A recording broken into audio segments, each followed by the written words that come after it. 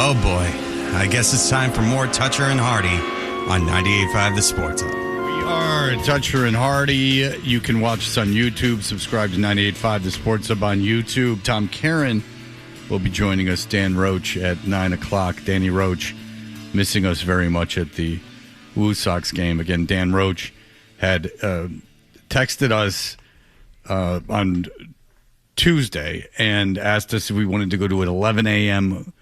Woo Sox game, obviously, in Worcester. Yeah. And so the next day, yesterday, we were talking about who was going to wear the fart monitor, and one of Hardy's ideas was Dan Roche. And when I heard that name, I went, oh, yeah. None of us ever responded to him about going to that Woo Sox game. At least you remembered that he had texted No, us. I had, and I knew you guys weren't going to respond. Even Hardy, who is like super good about that kind of stuff, who like emails back listeners and things.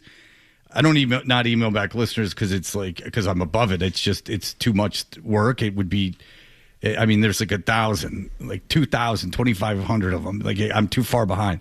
But I knew that none of you. Knew you wouldn't when I saw the text because it was absurd that like we would get off the show on a Wednesday and drive to Worcester for an 11 a.m. game and then drive back. Just it was. Again, it would be like, hey, do you guys want to go swim to Block Island?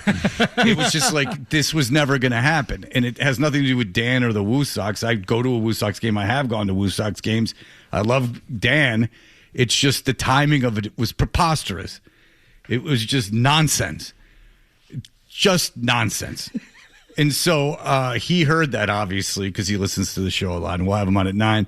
And he made a legitimately funny video that even my son found funny. Now, my son didn't make it through it because it is a minute. And you were asking a lot. But my son got the concept and thought it was funny. I didn't even bother showing my daughter because that's 59 seconds too long. I mean, if she's going to consume videos, she likes second-long ones, that really cut to the chase. That's why I make her to the movies. So, he made a very funny video with like his day at the Woo Sox Park waiting for us to attend. We'll play it for you at 9 o'clock. You can see it at Dan Roche's Instagram account.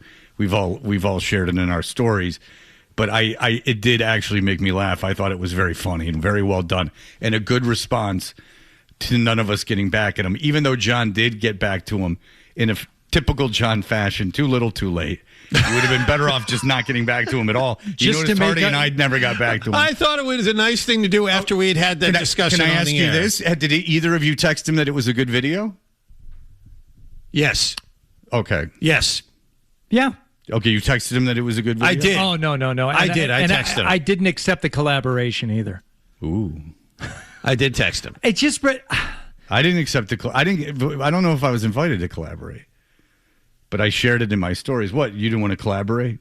You didn't want to do a collab? It just seemed like there was too much backstory to it that wasn't explained in the video itself. And it's like if you just post that and it shows up on someone's feed, they're like, what the hell is this? Well, he's holding 3 tickets for us at the beginning. And he's like, I know you guys are coming. And then he keeps going, when you get here. And then at the end, he's like, I guess you're not coming. Yeah. So, I mean, I would argue that the backstory makes it funnier, but he pretty much explains at the beginning that he's holding 3 tickets for us. As bad as I feel about, not replying and kind of standing him up in a way, I feel even worse that Dr. Charles Steinberg was there waiting for us. I don't think Dr. Charles needs an excuse to play the guitar. You know what I'm saying? But the fact that he was expecting us and he was going to give us a tour and he was going to show us the replica of Paul McCartney's bass and all that stuff. They only made 10 of them. All right, everyone shush. You want to hear something? You got to be quiet for it, though. In fact, John, your mic's off. Stop. Everyone shush. So this is the gentleman that'll be playing golf with the 3 of us on Monday. So, now, that's all very impressive. Now, this is a scramble where every... Do you hear that, John? No, this is a... Very impressive. No. Impressive. No. Okay. No, this is a scramble where everyone hits and then they drop where the best ball is and then everyone hits. So the question is, how much responsibility do John and I even have now? First of all, stop rubbing your hands together, you maniac. What? What? So this is the gentleman that'll be playing golf with the three of us on Monday. So, now, that's all very impressive. Now, this is a scramble where everyone... What's going on with you? I'm not kidding. I'm not mad at you at all, obviously. I'm more curious what's going on with you. Like, are you nervous? You have to turn his mic on. Oh, I'm sorry. Need my mic on for the answer. Well, you could turn your own mic on. Well, apparently not. You turned it off from over there. I had no say in the matter. You have a button that can turn the mic on. Yes, I do. You know it. I do. So, honestly, I can pull you down like this, but I won't do that. You do enjoy your petty torments. I didn't realize I was rubbing my hands together. Are you nervous? No. Okay. I've been doing this for a while. I was not nervous. You know what I'm saying? No. I've been here every day. Yeah, and I've never seen you rub your hands compulsively together. Well, I must have been a little cold for whatever reason in this room. You getting sick? No. I'm fine. Okay? Are you nervous about having to hit golf balls in front of a real, actual golfer? Yes. Very, very nervous. I don't think about John's that. nervous about that. I bet he is. Terrified. I am. Why? Yeah, of course you are. Why are you terrified? I didn't say terrified. You just said it. You said nervous, not terrified. Why are you nervous? I know. This is where John gets the weird argumentative tone when it's not warranted. If you two want to fight, go ahead. Why are you nervous about hitting golf balls in front of a what was he, number 2 junior in Massachusetts in 2023, plays for Georgetown? Yeah. Why are you nervous about this? Would you be worried about taking batting practice in front of Manny Ramirez? No, because I know I'm not nearly as good as him. So you don't care about being made to look a fool. I think he expects you not to be as good as him walking into this. Well, Hardy didn't like that. Which is Hardy knows that's the case. Look at you priming the pump a little bit. I like that. Which is what I tell my kids all the time, or anyone else. It's like, I don't want to play. I said, golf is the most self-absorbing activity you can engage in, and if you're out there playing with, as I did yesterday, with 3 players who are much better than me. Yeah, I was a little embarrassed that I was so hapless in my chipping game because I was playing with, the chipping instructor from Vanguard Golf Club. Of course, you know him, Rick McCready. But for the most part, they took time away from the tour to come play golf with me. It was nice of them. You can't even waste any energy thinking about what other people think of you on the golf course because everyone is only thinking about themselves. Unless you play with Bronson. If that's the case, You're why constantly thinking about him? Why are you nervous? nervous? Bob Bronson. Why are you nervous? Oh, that's not always the case. No. Yeah. As long as I don't have to look for that ball you hit 5 feet, I'm not searching for it. If it's a self-absorbing activity and you should be only focused on what you're doing, why would you be nervous about him watching you? Because you just don't want to completely suck. That's all. As you don't either. Oh, I have no concern for that. You have some pride. When it comes to, like, if I'm playing with guys like golf, like, for fun, and this thing that's a scramble, I know you hate it when I say best ball, that's a scramble where I can just theoretically just bring 100 balls and just randomly hit one and then just ignore it and then go up and drop with you guys, I have absolutely, literally no concern. Hardy, we know you are better than I am. He is way better than I am. How many of my drives or my approach shots or my putts are we going to use? I could rifle 18 balls into the tree. It's not going to matter. This is just the type of attitude and approach that is going to undo us as a team and is going to make this day insufferable. Once again, let me tell you two, it is our job, the 3 of us. Look at me. I'm going to read an email. I don't care what you're going to read. I want you to look at me. Okay, I'm looking at you. It is our job to get one in play and to roll some putts online that go preferably about 1.5 feet past the hole so you can see the entire break and do everything we can to support our horse, our A player. It's your job to not expose yourself, please. Because you're going to be it's going to be your job to use the waistband of your pants to hold your erection so it's not poking. That's weird. Isn't that a little weird to say that? When you get an erection, you have to hide it. You have to hide it in the waistband of your pants. I find that off-putting. Where are you going to put it? Excellent question, Hardy. No one's ever put an erection in the waistband of their pants? All right, read your email. There's not a chance in hell you guys haven't done that. Would you just walk around with this pointed out? I know, but the more you harp on it, the more I feel the need to push back on the fact that I will not, in fact, be getting an erection on the golf course. Oh, I thought it was Monday. the putting it in the waistband that you were arguing. Oh, it's just that you wouldn't get an erection. No. Oh, I thought you would take that as what it was intended for, as being a facetious remark. I didn't really think you were going to get a boner. When you continue to dwell on it. I thought you meant that you didn't put it up in your waistband when you get an erection, but you can't show it. I thought that's what you were saying. Well, I'll try. I didn't know you were taking it so seriously that you said you would get a boner in front of the guy. Oh, there you go again. That was a throwaway statement.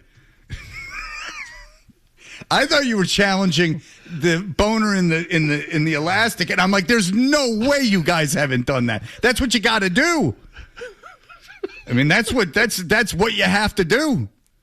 I mean, we're getting older. It doesn't happen very often, but it still happens. I mean, everyone was in high school. You had to shift things around, or else you look like a real creep. What do they do now? They don't have books to carry around. You always had a book that you could put in front of it. I would imagine, and I don't know, I have never talked to anybody about this, but I would imagine it's waistband. I mean, it's the only thing that makes sense. Yeah. It's really the only solution. All right, here we go. Hardy's dream coming true. Morning, guys. Imagine dropping over $3,000 for a relaxing day on the links, only to realize you haven't purchased a round of golf. You funded your own 6-hour hostage situation. It is truly spectacular return on investment to watch. This poor soul thought they were paying for a premium foursome. Instead, they bought a front row seat in a fiberglass interrogation room alongside a local radio host whose entire existence revolves around unsolicited swing mechanics and forced intimacy. From the first tee box to the 18th green, the buyer was subjected to a relentless, breathless barrage of golf questions. A casual afternoon seamlessly transformed into a deposition. The best part, despite the victim responding almost exclusively in monosyllabic grunts and desperate 1,000-yard stares into a tree line, the host clearly interpreted the silence as the forging of a profound, lifelong brotherhood. Is this AI? Because this is pretty well written. Well, and let me push back immediately. It's not an afternoon. This is a morning shotgun.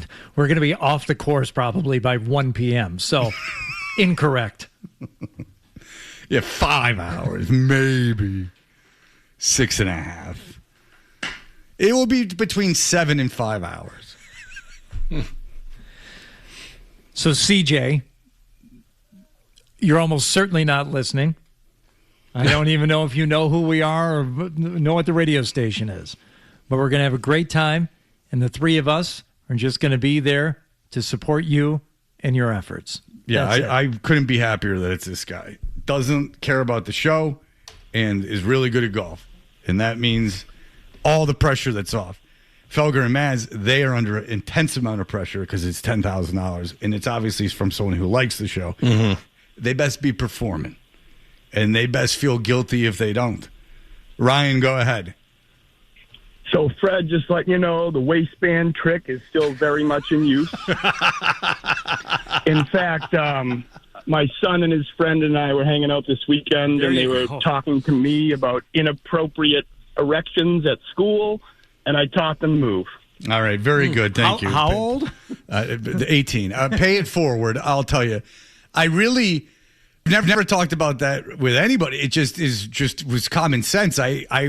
That's why I was a little taken aback, because I don't think I've ever talked to a guy. I've talked to girls about it before, but I've never talked to it about a guy. With a guy, I have to assume that's what literally everyone does. That's why I was a little taken aback that I thought you were calling me out on that move, because if you know another solution, I'd be really fascinated to hear it. I can't think of one. No, it's a fantastic move. It's really the only one that you can do. I mean, I don't have any other solution. No, that's it. And it's not offensive. I mean, it's a way actually to not be offensive. Mm-hmm. I mean, and by the way, sometimes, especially when you're younger, when you get an erection, it's not because you're like horny or turned on. Like sometimes when your testosterone is that high, you're just getting erections. Like, it's not like you're ogling women and like going like, oh. Mm-hmm. I mean, it's just your body. Like when you wake up in the morning, like your body is just saying, it's our bodies. Why the shame? You know who doesn't have to do that? Careful, Hardy? Kissy. You know who doesn't have to worry about those things because they don't have penises? Ladies, women. Be careful with me. They produce milk that feeds. All right, very good. We'll be back. Another day with no news. Tommy Caron. That's right. He pushed it again. Boom. That's 4 days. Daddy's got you out of the news. Well done. It's never changed. It's never changed. It's the same thing over and over and over and over. It's just never good. It wasn't funny the first time. Toucher and Hardy, mornings on the Sports Hub.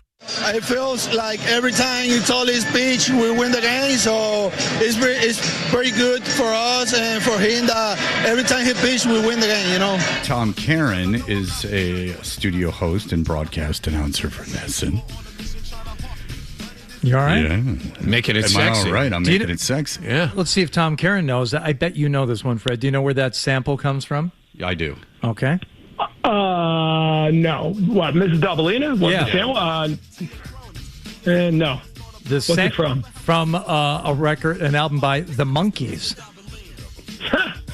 I'm not quite that old. It's Thank an you. unreleased But- Monkey song. Yeah, and apparently one of the Mike Nesmith or one of them was going through an airport, and they heard over the airport page, paging Mr. Doubleina, Mr. Bob Doubleina, Mr. Doubleina, Mr. Bob Doubleina, and they said, "Oh, that's kind of cool." And this was in the Monkees' experimental phase. This was like their White Album that they put out, and so yeah, they sampled the Monkees for that record. Well, Nesmith, Torque, and Dolenz were down with like all those dudes in L.A. Like they were considered that, Dolenz was one of the Hollywood vampires with Alice Cooper and John Lennon and Harry Nilsson. John Lennon was on a TV show once, and he said, "Look, the Monkees are not what we do, but what they're doing is fine, and people like it. So what's wrong with it?"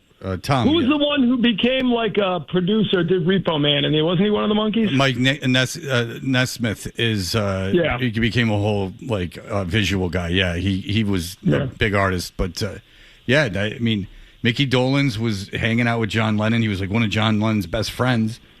And when they started making their own music, though, not supported, not written by Neil Diamond and such, the Monkees they were experimental. Not successful, though. Okay. Strangely enough. They gave it a shot. No, I think that they were respected by fellow musicians. They were like decent musicians, except for the Davy Jones, but he's just kind of some kid.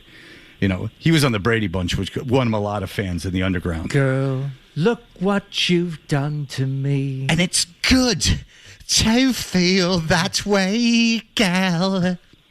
All right, very good, Tom. You know what we're talking about, right? I have totally lost the thread of this, but feel free to keep going. You don't remember when Davy Jones was on the Brady Bunch?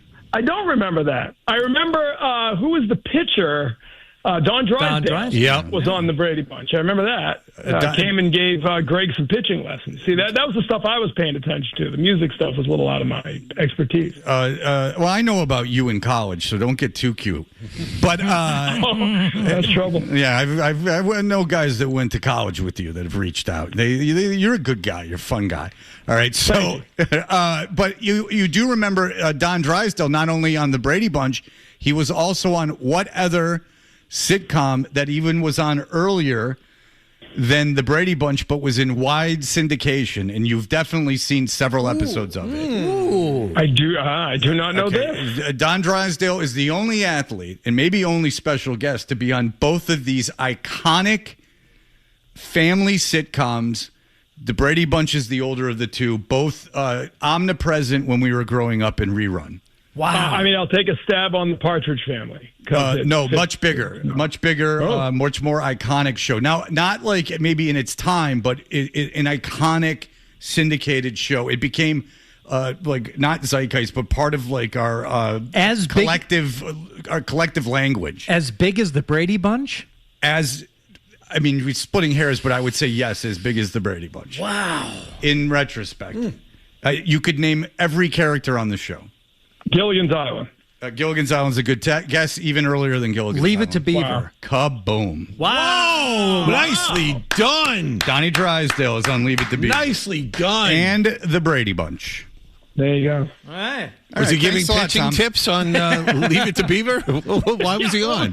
What did he do on Leave? I'm curious. What did he do on Leave It to Beaver? It might have been the episode where Beaver plays with Larry Mondello. They play with the dad's signed Babe Ruth ball, and they lose it. Yeah. I think maybe Don Drysdale comes to the house and fixes it in some way. I'm losing my thread there. Yeah, they lifted the plot for The Sandlot.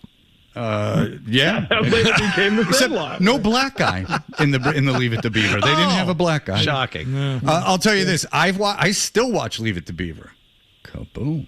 I got it. That's one I have not seen in a long time. I found you to be seen a Leave It to Beaver in a very long time. Up until this moment, I found Fred to be a largely unimpressive person. But learning that about you, Fred, it changes my opinion of you. It's on one of those 1,000 stations on cable. If Leave It to Beaver's on, I'll pop it on and watch it. It's on one of those, they call them in the industry fast channels. Have you heard it? They're free ad-supported television, which, by the way, is what television was. Like, we had this big meeting at NESN. We're going to unveil this new thing, free ad-supported television. I was like, you mean TV? Right.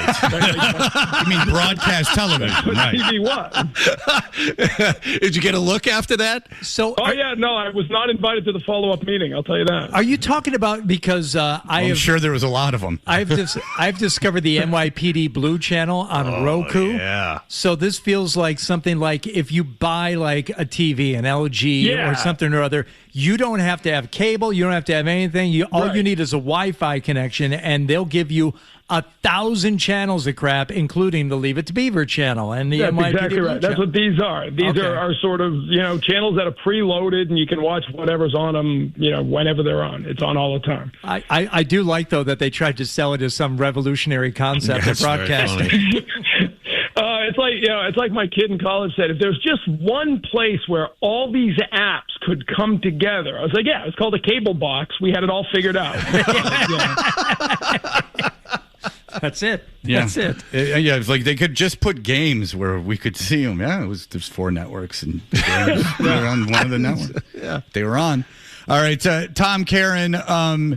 Let's start with, I don't know if I have a full update on this, where Garrett, Crochet, and Roman Anthony are in their respective comebacks.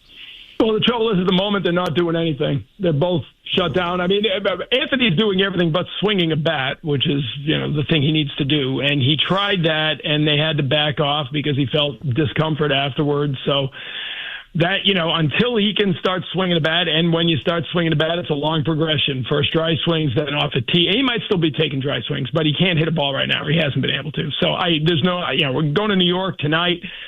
So I can't imagine he's going to be going on the road trip to do it. So it's a week before you even start ramping up anything, and then you're going to need a rehab. So he's a ways away. Crochet, it's bad news, but it's not as bad as it could have been. It's a lat, it's his side. So his shoulder was the problem. Probably from compensating for the sore shoulder, he tweaked something in his side. But the good news is it's low grade. So as soon as he is asymptomatic, he can start throwing again.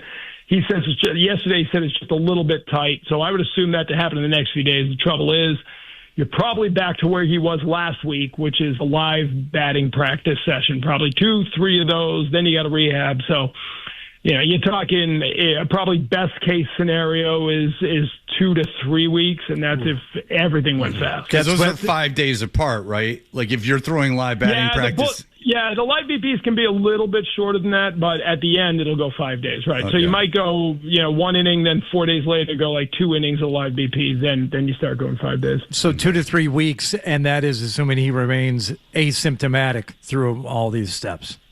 Correct. Mm-hmm. And it's not like when Sonny Gray went on the IL with a hamstring, again, totally different injury, but he was pitching really well. Same with Suarez. Crochet was struggling.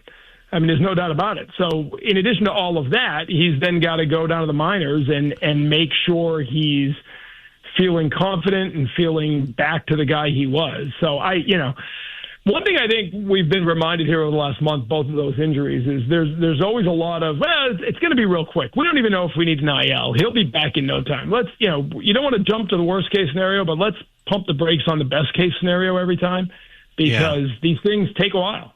Well, the other part of this is, Tom, and you see this team play every night.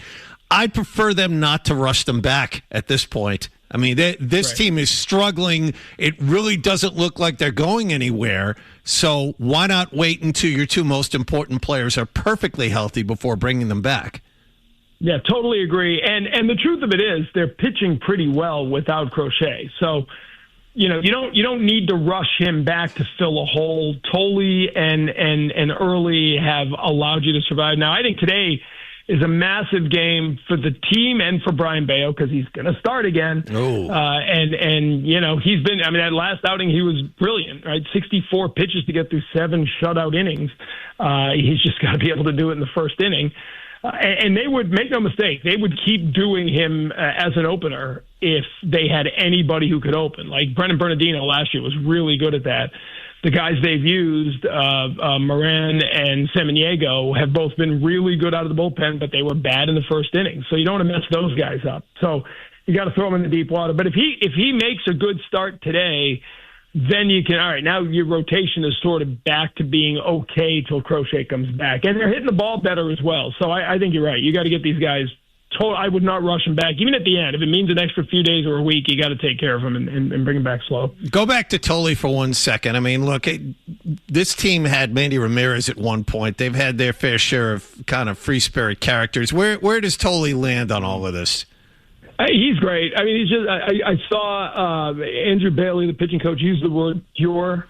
And he really is. I mean, I still go back to, talking to him last year after his major league debut, when he kept calling Alex Bregman Mr. Bregman on the mound.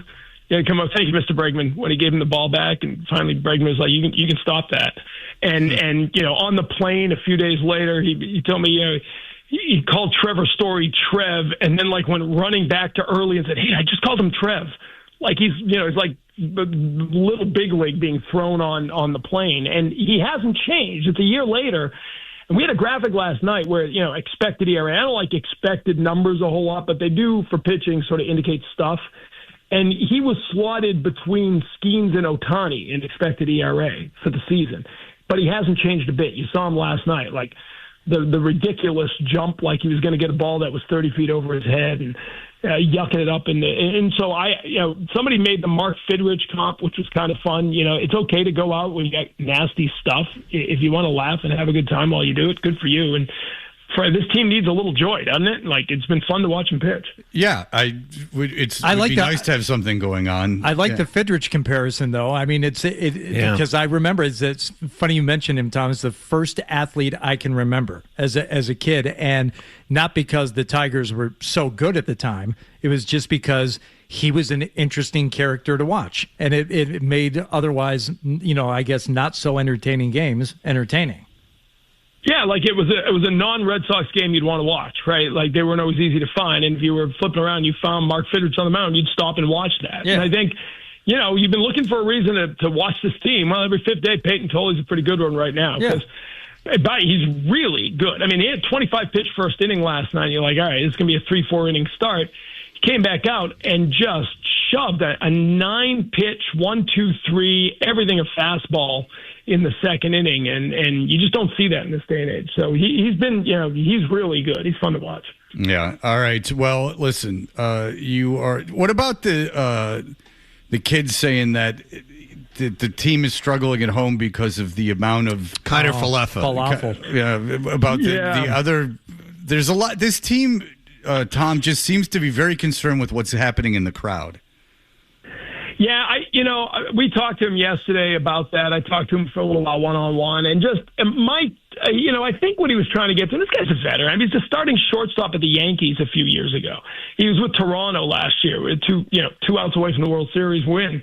He didn't say this, but I just think it's a whole number of things. I don't think it's about fans or anything like that. He's played in big markets. I just think, they've been on the road, and again, this coaching staff was thrown together, right? So they've literally been bonding with coaches on the road, getting to know guys on the road. And I think his point was, when guys get back here and they all kind of go off and do their separate things and they're with their friends and they're with their private hitting guru and they're with, I think it was a message to the young guys to try to, let's keep the circle a little bit tight here because it's a fragile point of the season. And, it didn't come off well, I don't think. It sounded like you're just complaining about the big market. But I don't think it's that because he's been through that. And talking to him yesterday, it's kind of what it felt like. It was a message to the team to listen, on the road, it's kind of us and there's a brotherhood there. And here we all go our separate ways at Fenway. We need to bring that back a little bit and get a little tighter. Mostly. That's a weird way of saying what you just expressed. Yeah. Well, he gets paid to swing. I get paid to talk. Yeah, okay. They don't always translate. I can't swing, and maybe he's not that. No, IKF's a good guy. I mean, I don't say he's not a good guy. I know he's a veteran. Well, you know what happens, Fred? It's post-game, right? He said it post-game. And I always say, the one advice I always have to the athletes is if you got something that is not game-related, save it for pregame because you probably have all day to think about how you want to say it. But if you say it right after a game and you're pissed off after losing, you're probably going to say it wrong. And it's more likely to get lost if you say it pregame because then you've got the game and yeah. Right.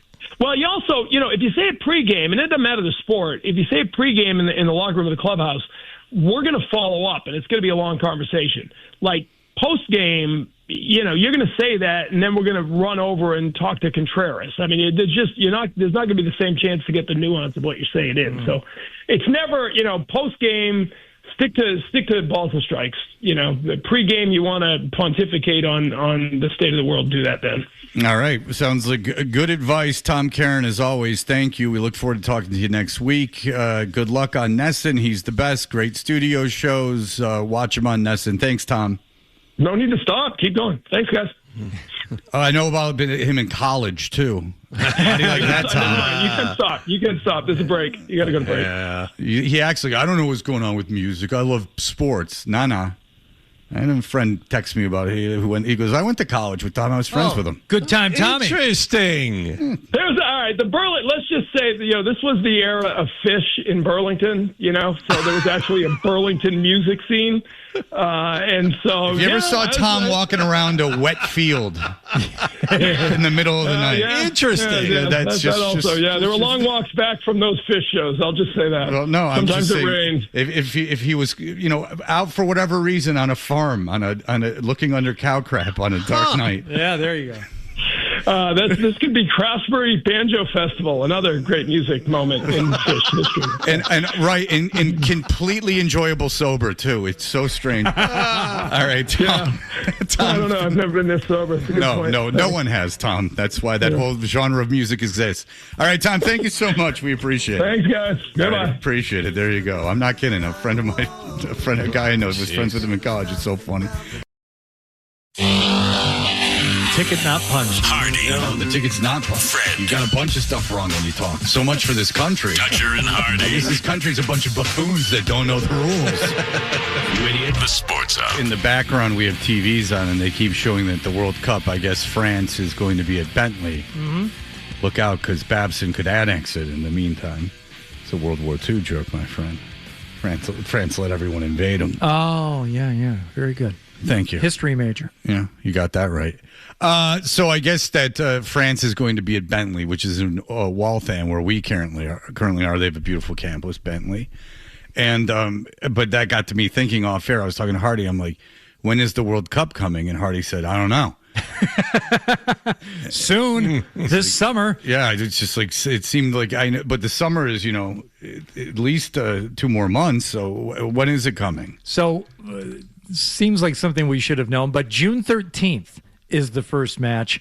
I went on FIFA World Cup 26 and just said, all right, Gillette Stadium, let's see. And the matches got pulled up. Now, we've been hearing about the ticket prices for these, but I have not seen them laid out myself until now. So let's just run down the list here for the first match, which is Haiti versus Scotland, taking place on 2 huge countries. June 13th. That's a Saturday night. A week from Saturday. 9 p.m. Haiti, very famous for its national wealth. Yes. And as one of the most depressing episodes of Anthony Bourdain's show is when he goes to Haiti and they're eating and he decides to give the food to these people and it causes like mayhem because people are fighting each other just to get food.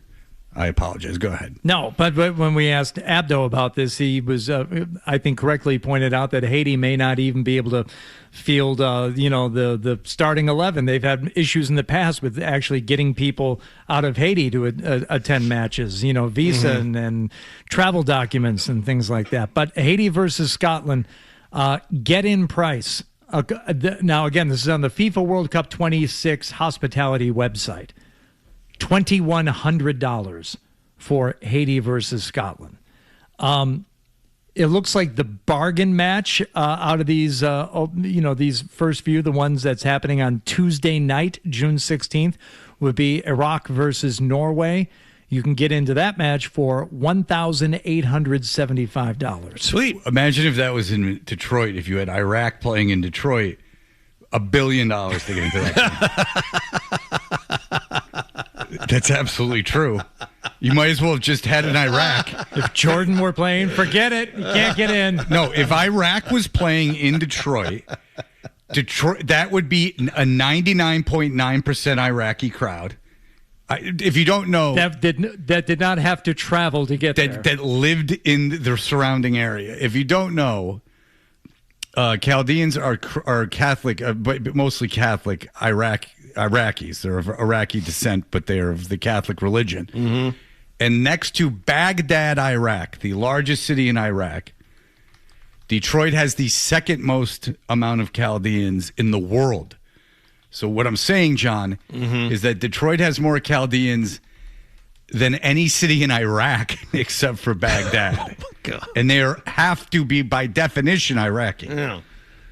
So if they had if the World Cup has been in Detroit before, they've Pontiac, but if they had it in Detroit, Iraq, that would be a pro-Iraq crowd. Will the Chaldeans travel to Foxborough for this match? I'm sure. I mean, Dearborn, Michigan has one of the highest concentrations of Arab Americans per capita in the United States. Right. Well, Dearborn's basically all Arab. Yeah. But that's where Robert Saleh is from, the coach of the Jets. Yeah. But but Chaldeans specifically from Iraq. Yes. Arab is a large, a lot of people, but Iraqis, Detroit. Okay. Scotland versus Morocco, where Abdo is from. I'm from Morocco. Thank you very much, Abdo. By the way, you're from Morocco and you're a huge soccer fan. Are you attending the World Cup? Absolutely not. Okay. Yeah, good. Big fan. I guess that's very high. It is very high. I'm guessing $2,200. Bingo, absolutely correct.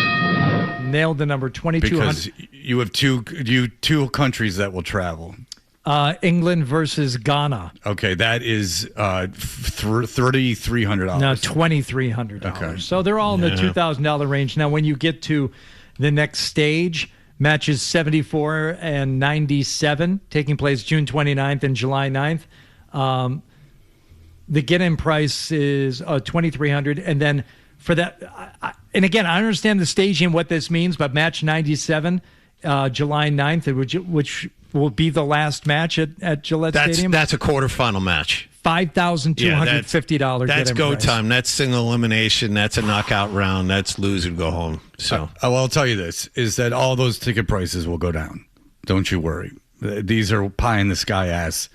I got tickets to I know it's a different thing, but just follow me. I got tickets to a Red Sox game last week, or 2 weekends ago, for $100 a ticket. In the same section, someone was asking for $1,500 a ticket. It's just people are ridiculous on those things. Yeah, just wait. Yeah, just wait. And then when they realize that they're going to have to eat the entire price of the ticket if they don't get somewhat realistic on the price, they have to put it down. I mean, and I guess the worst case, I have tickets to a random game at Fenway, $1,500. Yeah. Stop it. And the worst case scenario is it's like, well, I have $2,200 a ticket. I can't afford that. I'm not going. Okay, well, wait. And if they don't go down significantly to your price point, Well, you weren't going anyway, so don't worry about it. But chances are they will. It does happen, but it's extraordinarily rare that ticket prices won't drop dramatically when people realize that they can't fish for people that are willing to spend 45 times as much as they have to. It's just insulting, the whole business. All right, Danny Roche has been insulted by us. We'll explain in just a moment.